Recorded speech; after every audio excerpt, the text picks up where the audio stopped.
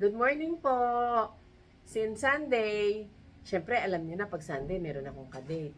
Meron akong kasama. Ayan po si Mr. De Dios. Good morning ka naman, Dad. Morning.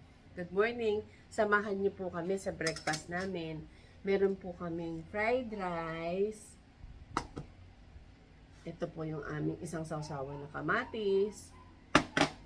May fried egg. Tsaka, meron po kaming tuyo and pusit na pinirito. Meron pa rin po kaming suka.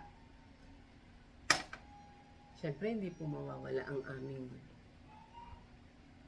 cheers sa coffee. Kain po tayo. Maraming salamat po sa inyo. Sa lahat po ng inyong support sa amin, sa akin. Thank you very much po. Join po kayo sa aming breakfast. Masarap po ang aming breakfast.